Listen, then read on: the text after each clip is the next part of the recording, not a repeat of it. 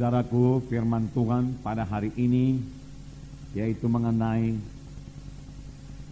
cara pemuritan Tuhan Yesus. Firman Tuhan hari ini yaitu mengenai cara pemuritan Tuhan Yesus. Bagaimana Tuhan Yesus memuridkan. Kita akan melihat bagaimana Tuhan Yesus memuridkan murid-muridnya. Dia begitu dekat dengan murid-murid. Dia banyak bersama-sama dengan murid-murid.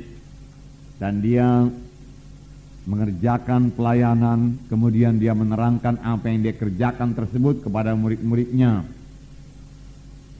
Kita sudah mengetahui dalam Markus 16 ayat 15 dan 16 dan Matius 28, Tuhan Yesus memberikan amanat agung yang bukan hanya menyuruh kita untuk memberitakan Injil saja. Memang pemberitaan Injil kita itu harus dengan kuasa dan tanda ajaib, tetapi juga, saudaraku, Tuhan Yesus menyuruh kita untuk menjadikan sekalian bangsa muridnya. Sekalian bangsa muridnya. Tentunya kita mulai daripada bangsa kita lebih dahulu, bangsa Indonesia ini. Kita Injil dan kemudian kita muridkan. Itu adalah kehendak Tuhan. Nah, saudara, kita mengetahui bahwa orang Kristen yang mula-mula disebut Kristen ialah anak-anak Tuhan ataupun murid-murid Tuhan di Antioquia. Firman Tuhan berkata dalam Kisah 11, di Antioquia lah mereka untuk pertama kalinya disebut orang-orang Kristen. Mengapa? Karena kehidupan mereka telah berubah. Mengapa? Karena mereka telah menjadi murid-murid Yesus. Karena Paulus telah mengajari mereka, saudaraku, hidup mereka berubah. Roh Kudus juga mengubahkan mereka. Dan orang-orang melihat bahwasanya mereka hidup sama seperti Yesus hidup. Lalu orang berkata, itulah dia Kristus kecil. Lalu nama Kristus itu menjadi Kristen. Jadi, saudaraku, jadikanlah sekalian bangsa muridku, firman Tuhan berkata. Cara Tuhan memuridkan, saudaraku, murid-muridnya bukan dengan cara mengajar saja, bukan dengan cara sebagai seorang guru dalam satu kelas mengajar murid-muridnya, tidak, saudaraku. Lain sekali. Kita melihat, saudaraku, bahwasanya Tuhan Yesus bersama-sama dengan murid-muridnya. Mereka intim, murid-muridnya intim dengan dia. Mereka melayani bersama-sama. Yesus mengerjakan mujizat, saudaraku. Yesus memberitakan Injil. Yesus mengajar dengan perumpamaan. Tetapi kemudian ketika dia bersama-sama dengan murid-murid dan murid-murid bertanya tentang perumpamaan yang diajarkan Tuhan Yesus, tentang pekerjaan pelayan yang dilakukan oleh Tuhan Yesus, Tuhan Yesus menerangkannya kepada murid-muridnya. Kisah 1 ayat 1 berkata, Lukas menuliskan segala sesuatu yang dikerjakan Yesus dan diajarkan oleh Tuhan Yesus. Segala sesuatu yang dikerjakan oleh Tuhan Yesus dan diajarkan oleh Tuhan Yesus. Itulah isinya, saudaraku, Kisah Rasul. Itulah segala sesuatu yang dikerjakan Yesus dan juga, saudaraku, diajarkan oleh Tuhan Yesus dalam Injilnya yang terdahulu. Kemudian Lukas menuliskan Kisah Rasul. Nah, yang dikerjakan Yesus dan diajarkan oleh Tuhan Yesus. Apa yang dikerjakan Tuhan Yesus, di mana murid-murid juga turut menyaksikan, kemudian diajarkan oleh Tuhan Yesus kepada murid-muridnya. Demikianlah, saudaraku, Tuhan Yesus bersama-sama dengan murid-muridnya dan menjadikan murid-muridnya itu murid-murid yang sejati, saudaraku. Murid-murid yang dipilih oleh Tuhan Yesus, saudaraku, bukanlah orang-orang yang terkemuka, terpelajar, saudara, tetapi orang-orang biasa saja. Tetapi mereka berubah. Dan, saudaraku, pemberitaan mereka sangat berhasil dan sangat berkuasa. Lain mereka sangat berhasil dan sangat berkuasa. Dalam Kisah 4 ayat 13 dikatakan bahwasanya murid-murid Tuhan Yesus telah berubah. Pada ayat 13 saya membacakan kepada saudara. Ketika sidang itu melihat keberanian Petrus dan Yohanes dan mengetahui bahwa keduanya orang biasa yang tidak terpelajar, heranlah mereka dan mereka mengenal keduanya sebagai pengikut Kristus. Jadi mereka telah banyak berubah. Petrus berubah, orang biasa yang tidak terpelajar. Kemudian dia mengajar dengan sangat berkuasa dalam urapan Tuhan. Dan dia memberikan satu pernyataan yang luar biasa. Keselamatan tidak ada di dalam seorang pun. Karena di bawah kolong langit ini tidak ada nama lain yang dikaruniakan kepada manusia yang dalamnya manusia itu boleh selamat. Dan ketika sidang itu melihat keberanian Petrus dan Yohanes, dan mengetahui bahwa keduanya orang biasa yang tidak terpelajar, heranlah mereka itu. Dan mereka mengetahui bahwasanya Petrus dan Yohanes adalah murid-murid Yesus, pengikut Yesus, saudara. Jadi berubah. Saudara, biar kita berhasil dalam memuridkan. Kita akan melihat, saudara, dari pembacaan Alkitab kita bagaimana Tuhan memuridkan murid-muridnya. Kita akan mulai saja dalam Markus pasal 8. Berapa ayat yang bisa kita selesaikan pada hari ini, biar kita selesaikan. Dan biar Roh Kudus mengajari kita, saudara. Murid-murid juga pada mulanya banyak sekali kekurangan. Murid-murid lupa kepada firman Tuhan. Murid-murid lupa kepada mujizat Tuhan. Tetapi akhirnya murid-murid berubah juga. Tentunya perubahan yang ajaib sekali terjadi sudah murid-murid ini, saudaraku, diajari oleh Tuhan Yesus dan kemudian dipenuhkan dengan Roh Kudus. Nah, dalam Markus pasal 8, mari kita baca lebih dahulu ayat 1-10. Mari kita baca bersama-sama. Markus pasal 8 ayat 1-10. Sama-sama. Pada waktu itu ada pula orang banyak di situ yang besar jumlahnya, dan karena mereka tidak mempunyai makanan, Yesus memanggil murid-muridnya dan berkata, hatiku tergerak oleh belas kasihan kepada orang banyak ini. Sudah 3 hari mereka mengikuti aku dan mereka tidak mempunyai makanan. Dan jika mereka kusuruh pulang ke rumahnya dengan lapar, maka mereka akan rebah di jalan, sebab ada yang datang dari jauh. Murid-muridnya menjawab, bagaimanakah di tempat yang sunyi ini orang dapat memberi roti sampai kenyang? Yesus bertanya kepada mereka, berapa roti ada padamu? Jawab mereka 7. Lalu ia menyuruh orang banyak itu duduk di tanah. Sesudah itu ia mengambil ke-7 roti itu, mengucap syukur, memecah-mecahkannya dan memberikannya kepada murid-muridnya untuk dibagi-bagikan. Dan mereka memberikannya kepada orang banyak. Mereka juga mempunyai beberapa ikan, dan sesudah mengucap berkat atasnya, ia menyuruh supaya ikan itu juga dibagi-bagikan. Dan mereka makan sampai kenyang. Kemudian orang mengumpulkan potongan-potongan roti yang sisa sebanyak 7 bakul. Mereka itu ada kira-kira 4.000 orang. Lalu Yesus menyuruh mereka pulang. Ia segera ke perahu dengan murid-muridnya dan bertolak ke daerah Dalmanuta. Ia segera ke perahu dengan murid-muridnya. Jadi Tuhan selalu bersama-sama dengan murid-muridnya. Kalau kita mau memuridkan, saudaraku, kita harus banyak bersama-sama dengan murid-murid kita itu. Banyak mengunjungi mereka, saudaraku. Nah, di sini dikatakan, permulaan ayat ini dikatakan, orang banyak yang besar jumlahnya mengikuti Yesus. Mengapakah mereka mengikuti Tuhan Yesus?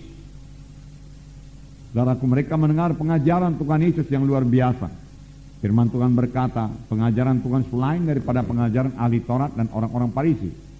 Mengapa? Karena Tuhan mengajar seperti orang yang berkuasa. Karena Tuhan mengajar dengan kuasa. Dari manakah datangnya kuasa Tuhan Yesus? Lukas 4 berkata, Roh Tuhan ada padaku, ia mengurapi aku untuk memberitakan kabar baik kepada orang miskin, pembebasan pada orang tertawan, kelepasan pada orang terikat, ya. Dan memberitakan tahu rahmat Tuhan telah datang. Jadi dengan apakah Tuhan melayani, saudaraku? Dengan urapan Roh Kudus. Roh Kudus yang sama mengurapi kita sekarang. Amin, saudara. Jadi kita bisa melayani dengan urapan Roh Kudus. Saudaraku, mohonlah urapan Roh Kudus dalam pelayanan saudara. Dengan urapan Roh Kudus, saudaraku, firman Tuhan menjadi berkuasa. Karena firman Tuhan berkata, huruf itu mematikan, tapi roh itu yang menghidupkan. Tanpa urapan Roh Kudus, firman Tuhan yang kita bawa beritakan mati saja. Sesuatu yang mati tidak akan bawa kehidupan. Tetapi firman Tuhan yang hidup dan berkuasa karena urapan Roh Kudus, saudaraku, akan membawa jiwa-jiwa kepada keselamatan. Jadi pemberitaan kita, saudaraku, harus disertai dengan urapan Roh Kudus. Tuhan Yesus baru melayani setelah Roh Kudus turun atasnya. Saya percaya rata-rata kita di sini sudah dipenuhkan dengan Roh Kudus, sudah dibaptis dengan Roh Kudus. Saudaraku, mohon urapan Roh Kudus dalam doa saudara. Puji Tuhan, belakangan ini kita bicara mengenai buah Roh Kudus. Itu memang satu hal yang sangat penting. Memang urapan saja, saudaraku, tidak cukup. Tetapi buah saja juga tidak cukup, saudara. Saudara perlu kuasa. Kerajaan sorga bukanlah hal makan dan minum, tapi kuasa. Kuasa. Karena sama seperti pada zaman Yesus, jiwa-jiwa sekarang juga sudah haus akan firman Tuhan. Haus akan kebenaran. Mereka haus akan kuasa Tuhan yang bisa mengubahkan hidup mereka. Mereka sudah capek diikat oleh dosa dunia ini. Mereka sudah capek ditipu oleh setan. Mereka perlu kebebasan. Hanya firman Tuhan yang hidup berkuasa yang diurapi Roh Kudus yang bisa membawa mereka, saudaraku, pada kebebasan. Firman Tuhan berkata sudah 3 hari mereka mengikuti Yesus dan mereka tidak mau mundur. Mereka sangat haus akan firman Tuhan. Saudara, pada hari pertama boleh jadi ada yang pulang, tetapi banyak yang tidak pulang, orang banyak. Hari kedua, saudaraku, makanan sudah banyak, yang tidak makan mereka pulang. Hari yang ketiga juga, saudaraku, mereka bertekun terus mengikuti Tuhan Yesus. Inilah dia orang-orang yang rindu akan Tuhan. Saudaraku, orang-orang yang rindu akan Tuhan, saudaraku, bisa mengatasi semua halangan supaya dia tetap, saudaraku, mendengarkan firman Tuhan. Amin, saudara. Orang-orang yang rindu akan firman Tuhan. Dalam permulaan sidang ini, saudaraku, orang datang di kebaktian dengan berjalan kaki 4 jam, 5 jam untuk mendengarkan firman Tuhan. Nah, mereka berangkat dari rumah ketika matahari gelap, belum terbit, dan mereka pulang ke rumahnya, saudaraku, tidak melihat matahari lagi, saudara. Pada hari Minggu mereka tidak melihat matahari, saudara. Mengapa? Karena mereka rindu akan firman Tuhan. Saudara, biar kita selalu laparkan akan kebenaran. Karena firman Tuhan berkata, berbahagialah orang yang haus dan lapar akan kebenaran, karena mereka itu akan dikenyangkan. Amin, saudara. Selalu haus, selalu lapar. Kalau sudah kurang kehausan kita akan firman Tuhan, ada suatu penyakit-penyakit rohani yang mulai datang kepada kita. Lawan dan tinggalkan, saudaraku. Nah, saudaraku, Tuhan Yesus berkata, hatiku tergerak oleh belas kasihan kepada orang banyak ini. Sudah 3 hari mereka mengikut aku. Dan murid-murid mendengar apa yang dikatakan Tuhan Yesus. Jadi langsung di tempat kejadian ini, Tuhan Yesus mengajari murid-murid. Tuhan Yesus memuridkan murid-murid. Tuhan Yesus memperkenalkan bagaimana hatinya kepada murid-murid. Sehingga murid-murid mengerti bahwasanya untuk melayani mereka juga harus mempunyai hati yang tergerak oleh belas kasihan. Dan juga tidak terkecuali kepada kita sekarang. Kalau kita mau melayani, saudaraku, kita harus memiliki hati yang tergerak oleh belas kasihan. Siapakah yang bisa memberikan hati yang demikian ini, saudaraku? Tidak lain daripada Roh Kudus juga. Amin, saudara. Tidak lain daripada Roh Kudus. Nah, dan saudaraku, dalam pelayanan Tuhan kita melihat kapan mujizat terjadi. Misalnya pada waktu seorang kusta datang kepada Tuhan Yesus. Oh Tuhan Yesus, kalau engkau mau, kau sanggup menyembuhkan aku. Yesus melihat orang kusta itu. Firman Tuhan berkata, hatinya tergerak oleh belas kasihan. Hatinya tergerak oleh belas kasihan. Baru dia mengulurkan tangan dan berdoa. Banyak hamba Tuhan, saudaraku, berdoa tanpa lebih dahulu hatinya tergerak oleh belas kasihan. Lalu kuasa Tuhan tidak jadi, iman tidak bekerja. Karena Galatia 5:6 berkata, iman bekerja karena kasih. Ya. Iman bekerja oleh karena kasih, karena sudah ada kasih di situ, ada hati yang tergerak oleh belas kasihan. Saudaraku, kuasa Tuhan bekerja. Doa yang berkuasa disampaikan dan kuasa Tuhan bekerja, saudaraku. Demikian juga untuk pelayanan. Tuhan memberikan perumpamaan tentang seorang Samaria. Siapakah sebenarnya yang bisa melayani? Orang Samaria yang baik hati ini. Dia melihat, saudaraku, orang yang disamun itu, saudaraku, lalu hatinya tergerak oleh belas kasihan. Lalu dia turun dari keledainya. Dia membasuh luka-lukanya, membalutnya, memberi obat, saudaraku, membalutnya, kemudian menaikkan ke atas keledainya, membawa ke rumah tumpangan dan berikan penginapan itu 2 dinar. Dan nanti kalau ada kurang, aku akan tambahin. Dari mana mulai pelayanan? Dari hati yang tergerak oleh belas kasihan. Hati yang tergerak oleh belas kasihan. Beginilah Yesus mengajari murid-murid, saudaraku. Yesus mengatakan, saudaraku, bagaimana hati yang tergerak oleh belas kasihan.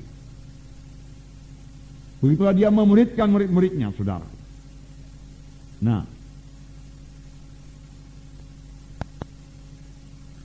lalu aku tidak mau menyuruh mereka pulang, karena kalau suruh mereka pulang dengan laparnya, mereka akan pingsan di jalan. Nah, ini satu perkara lagi, Tuhan Yesus memperdulikan orang lain, care. Kalau kita mau melayani juga, saudaraku, kita harus memperdulikan jiwa-jiwa yang kita layani itu, saudaraku. Bukan selesai memberikan firman Tuhan, habislah semua, saudaraku. Perhatikan jiwa-jiwa dalam takai, saudara. Apakah persoalannya? Mohon pimpinan Roh Kudus, bagaimana saudara boleh menyelesaikan persoalan. Nah, satu perkara lagi mengenai kekurangan murid-murid. Mereka berkata, bagaimanakah di tempat sunyi ini memberi makan 4.000 orang? Padahal beberapa waktu yang lalu sebelumnya Tuhan Yesus sudah memberi contoh kepada murid-murid, memberi makan 5.000 orang dengan 5 roti. Ini sekarang 4.000 orang dengan 7 roti dan beberapa ikan. Mereka sudah lupa. Begitu cepatkah mereka lupakan firman Tuhan? Nah, sebenarnya pun itu bukan firman Tuhan, saudaraku. Tanda ajaib mujizat yang mereka saksikan dengan mata mereka sendiri. Mereka sendiri yang membagikan roti-roti yang sudah digandakan Tuhan Yesus pada jiwa-jiwa. Mengapa pada kali ini mereka masih bertanya, Tuhan, mereka katakan, bagaimana tempat yang sunyi ini? Mereka ini boleh makan roti sampai kenyang. Toko tidak ada, Tuhan. Hari sudah sore. Nah, sama saja pertanyaannya pada waktu Tuhan Yesus menyuruh mereka memberi makan 5.000 orang. Belum ada kemajuan. Belum ada kemajuan. Saudaraku, boleh jadilah kita katakan murid-murid masih duniawi, saudaraku. Di antara mereka masih ada pertengkaran siapa yang terlebih besar. Lalu mereka menjadi tidak mengerti perkara-perkara rohani. Tapi satu perkara yang pasti, saudaraku, mereka perlu Roh Kudus. Mereka perlu Roh Kudus. Sesudah mereka penuh dengan Roh Kudus, saudaraku, murid-murid beberapa di antaranya mulai menuliskan Injil, saudara. Petrus mengirimkan surat-surat kiriman, Petrus. Nah, dalam surat-surat kiriman Petrus kita melihat satu kedewasaan rohani, satu pengertian rohani yang dalam. Setelah mereka terima Roh Kudus, setelah mereka terima Roh Kudus, Yesus tetap sabar. Ini perlu juga saudara miliki dalam memuridkan murid-murid. Lalu Tuhan Yesus bertanya, berapa roti ada padamu? 7 roti. Mereka punya 7 roti dan Tuhan Yesus ada bersama-sama dengan mereka. Sebelumnya mereka cuma punya 5 roti dan Tuhan Yesus juga ada bersama-sama dengan mereka. Tetapi jumlahnya kali ini lebih kecil sedikit daripada yang lalu, hanya 4.000 orang. Namun mereka masih belum punya iman juga. Mengapa tidak seorang pun berkata kepada Tuhan Yesus, masa yang lalu pun 5 rotinya kita punya dan 5.000 orang makan setanya 12 bakul. Tuhan, perbuat lagi Tuhan, bukankah Engkau tidak berubah Tuhan? Ayo Tuhan, kasihankan jiwa-jiwa ini. Hatiku juga sudah tergerak oleh belas kasihan. Kalau mereka berkata demikian, jauh lebih baik. Mereka sudah mengerti, saudaraku, jalan Tuhan. Mereka sudah ingat akan mujizat Tuhan. Tetapi itu pun mereka tidak ingat. Jadi kalau murid saudara kurang-kurang saudaraku pengertiannya atau ingatannya akan firman Tuhan, saudaraku, jangan terus saudaraku, saudara tidak sabar terhadap dia. Ya. Mohon supaya dia penuh selalu dengan Roh Kudus. Ajak dia berdoa saudaraku dalam bahasa roh. Roh Kudus mengingatkan segala perkara-perkara yang kebenaran kepada kita. Amin, saudara. Nah, saudara. Lalu Tuhan Yesus mengambil 7 roti itu, saudaraku. Ia mengucap syukur, ia memecah-mecahkannya, ia membagikan kepada murid-muridnya, murid-muridnya membagikan pada orang lain. Pada jiwa-jiwa yang banyak itu. Sama saja cara kerjanya dengan memberi makan 5.000 orang, saudaraku. Maksud Tuhan supaya murid-murid ingat, kenyang, lalu sisanya 7 bakul. Mereka bawa sisanya, kemudian mereka naik ke perahu dan murid-muridnya bertolak bersama-sama dengan dia ke seberang. Jadi Tuhan selalu bersama-sama dengan murid-murid. Dan setelah murid-muridnya itu saudaraku, mereka dimuridkan oleh Tuhan Yesus. Tuhan Yesus dengan tenang naik ke sorga dengan meninggalkan muridnya yang telah selesai dimuridkannya dan memberikan Roh Kudus melengkapi. Tuhan Yesus telah menggandakan dirinya menjadi 12 orang yang sanggup meneruskan pelayanannya, saudara, dengan seluruh dunia mendengarkan Injil. Kita adalah hasil daripada pelayanan mereka. Murid. Itu sebabnya Tuhan Yesus mengajak kita menjadikan murid. Saudaraku, benar-benar tidak sia-sia kalau saudara memperhatikan 1 Tesalonika pasal 2 itu, di mana Paulus berkata, karena kami sangat mengasihi kamu, kami bukan saja rela membagi Injil Allah kepada kamu, tapi kami juga rela membagi hidup kami kepadamu. Saudara membagi hidup saudara kepada satu orang, kemudian saudara beroleh satu murid, saudaraku. Saudara, sangat keberkatan. Sehingga dia, murid saudara bisa mengerjakan apa saudara kerjakan. Amin, saudara. Muridkan. Itu sebabnya Tuhan Yesus berkata, jadikan mereka itu muridku. Pelajaran bagi kita, saudaraku. Tidak ada yang mustahil bagi orang yang percaya. Markus 9:23 berkata, Tidak ada yang mustahil bagi orang yang percaya. Baik dalam soal makanan kita tidak perlu khawatir kepada Tuhan. Baik dalam soal pakaian kita tidak perlu khawatir kepada Tuhan. Kalau perlu Tuhan bisa mengadakan mujizatnya yang luar biasa. Amin, saudara. Dan memang Tuhan menjadikan hidup yang berkelimpahan kepada kita. Hanya janganlah tutup berkat Tuhan tersebut dengan segala akal pikiran manusia ini, ya, yang menahan kita memberi korban kita kepada Tuhan, yang menahan kita memberikan persepuluhan kita kepada Tuhan. Karena kita memakai pikiran kita berhitung. Padahal dengan jalan memberi, terbuka jalan kepada Tuhan untuk memberi kepada kita. Kalau kamu tidak memberi, padamu juga tidak diberi, firman Tuhan berkata. Saya memberikan firman Tuhan selalu kepada saudara. Tuhan selalu memberikan firman Tuhan kepada saya. Amin, saudara. Demikian juga saudara-saudara memberikan firman Tuhan kepada orang lain, saudara juga menerima firman Tuhan. Pengertian yang bertambah-tambah selalu. Beri. Nah, saudara, yang kedua, kita juga harus banyak bersama-sama dengan murid-murid kita. Banyak bertemu dengan murid-murid kita. Kalau kita memang betul-betul mau dia menjadi murid kita, saudara. Yang ketiga, mari kita perhatikan, adakah hati kita yang tergerak oleh belas kasihan? Atau hati kita masih hati yang lama juga, saudara? Hati lama, manusia lama memiliki hati yang mementingkan diri sendiri. Tidak peduli kepada orang lain. Itu harus berubah. Roh Kudus boleh mengobatkan hati kita. Roh Kudus boleh mengobatkan. Sepanjang kita sudah sadar dan mengakulah kepada Tuhan. Tuhan, hatiku belum tergerak oleh belas kasihan Tuhan. Saudara mau berangkat ke Nias, mari tergerak oleh belas kasihan. Sehingga walau nanti saudara 3 hari tidak makan, tidak apa-apa kepada saudara. Terus juga melayani. Sama sebagaimana murid-murid ini, saudaraku, 3 hari saudaraku mengikut Tuhan Yesus tanpa makanan. Terus juga Tuhan Yesus tidak akan membiarkan saudara. Mujizat Tuhan pasti berlangsung. Banyak hati saudara tergerak oleh belas kasihan. Dan hanya dengan hati yang tergerak oleh belas kasihan, Nias ini boleh dimenangkan buat Tuhan. Saya sangat bersuka cita, saudaraku. Ya, 6 kampung boleh dibuka sekaligus, saudaraku. Di kota Nias, di Kabupaten Nias. Puji Tuhan. Dan saudaraku, ya, seperti saya katakan sebelumnya, uang penginjilan kita sangatlah minusnya, saudaraku. Tapi kita harus mengirim mereka, saudara. Dan juga kita akan mengirimkan pelayan-pelayan, saudaraku, ke Palu, yaitu Sulawesi Tengah, saudaraku, ke Manado, Sulawesi Utara, ke Kupang, saudaraku, Balikpapan, saudaraku, Palangkaraya, saudaraku, saudara, dan mungkin beberapa lagi di Pulau Jawa, Bali.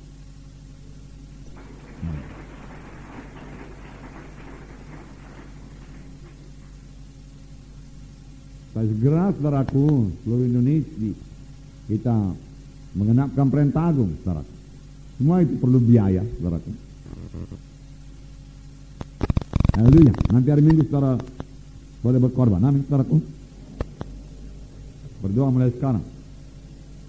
Yeskiel 36. Saya bacakan pada saudara ayat 26 dan 27. Yeskiel 36 ayat 26 dan 27. Kamu akan kuberikan hati yang baru, dan roh yang baru di dalam batinmu, dan aku akan menjauhkan dari tubuhmu hati yang keras, dan akan kuberikan kepadamu hati yang taat. Jadi dari siapa dapat hati yang tergerak oleh belas kasihan? Hati yang taat. Siapa yang melalukan hati yang keras, dan siapa pula yang memberikan hati yang lembut, hati yang daging, tidak lain daripada Roh Kudus atau Tuhan Yesus. Amin, saudara. Kemudian ayat 27, Rohku akan kuberikan diam dalam hati batinmu, dan aku akan membuat kamu hidup menurut segala ketetapanku, dan tetap berpegang kepada peraturan-peraturan dan melakukannya. Rohku, yaitu Roh Kudus, akan kuberikan diam dalam batinmu. Dan sudah jadi kepada kita. Sudah jadi. Biarkan Roh Kudus bekerja dalam kita. Patuhi dia. Dengar suaranya. Menyerah kepadanya. Berkata-kata kepadanya. Amin, saudara. Dan Roh Kudus akan membuat kita hidup menurut semua ketetapan Tuhan, sehingga kita tidak sanggup berbuat dosa, tidak suka berbuat dosa, dan tidak mau berbuat dosa. ya, dan berpegang pada peraturan-peraturan Tuhan Yesus. Haleluya. Nah, mari kita teruskan Markus ini, apalagi pelajaran yang kita ambil. Markus pasal 8, ini pembacaan Alkitab beberapa hari yang lewat, ya. Ayat 11 sampai 13, mari kita baca bersama-sama. Ayat 11 sampai 13. Lalu muncullah orang-orang Farisi dan bersoal jawab dengan Yesus untuk mencobai dia. Mereka meminta daripadanya suatu tanda dari sorga. Maka mengeluhlah ia dalam hatinya dan berkata, mengapa angkatan ini meminta tanda? Aku berkata kepadamu, sesungguhnya kepada angkatan ini sekali-kali tidak akan diberi tanda. Ia meninggalkan mereka, ia naik pula ke perahu dan bertolak ke seberang. Mengeluh Tuhan itu, saudara. Orang Farisi minta tanda. Saudaraku yang kasih dalam nama Yesus, bukan karena rindunya mengikut Tuhan Yesus. Hari Minggu Jumat yang lalu kita mendengarkan bahwasanya mereka datang dari Yerusalem ke Galilea, saudaraku, untuk mencari kesalahan Tuhan Yesus. Lalu ketika mereka melihat murid-murid Tuhan Yesus makan dengan tangan yang tidak berbasuh, wah, mereka tengking terus. Dan Tuhan Yesus mengatakan yang terpenting adalah hatimu. Namun hati mereka tidak berubah juga. Saudara, hati mereka keras hati mereka. Alangkah baiknya kalau mereka merendahkan hati. Dan hati yang sombong seperti hati orang Farisi, pengertian rohani apapun tidak akan kita peroleh. Dengan hati yang sudah merasa diri tahu firman Tuhan, ya, merasa diri lebih hebat daripada yang lain, saudaraku, itu satu kesombongan yang membuat kebenaran firman Tuhan tertutup kepada kita. Lalu pengertian kita tidak bertambah-tambah. Nah, saudara, mereka melihat tanda dari langit, tapi Tuhan mengeluh. Firman Tuhan berkata, mengeluh. Tuhan Yesus mengeluh. Sebelumnya telah kuajarkan kepadamu supaya kamu lembut hati, supaya kamu jangan tingkat, jangan sombong, jangan cemburu. Kamu cemburu kepada pelayananku, seolah-olah Tuhan berkata demikian. Lalu Tuhan Yesus berkata, yang periksa hatimu, bangsa ini kamu melihat aku dengan mulutmu, dari hatimu jauh daripadaku. Tuhan Yesus berkata, namun belum sadar juga. Lalu Tuhan mengeluh. Bukan kurang tanda diberikan Tuhan Yesus. Baru-baru ya Tuhan Yesus memberikan makan 4.000 orang, saudaraku, dengan 7 ketul roti. Bukankah itu mujizat? Mereka melihat, saya mereka berkata mujizat yang begitu kurang, dari langit mesti mujizat. Atau tertulis di langit sana, Yesus adalah Mesias, sama dengan Mesias. Mereka mau demikian. Lalu mereka baru mau percaya, katanya. Namun kalau mereka percaya pun mereka hanya percaya dengan akalnya, bukan percaya dengan hatinya. Satu percaya yang dangkal, yang boleh ditipu karena akal ini mudah ditipu oleh setan. Yang perlu bagi mereka yaitu merendahkan hati di hadapan Tuhan. Lembut sedikit hati. Jangan lagi mengatas-atas pelayanan Tuhan Yesus. Jangan merasa cemburu kepada pelayanan Tuhan Yesus. Jangan merasa disaingi oleh pelayanan Tuhan Yesus. Demikian juga kita semuanya ini, saudara. Tidak ada di antara saudara yang saing menyaingi sama lain. Tidak ada di antara saudara yang atas mengatas sama lain dalam pelayanan ini. Masing-masing kita punya talenta, kesanggupan daripada Tuhan.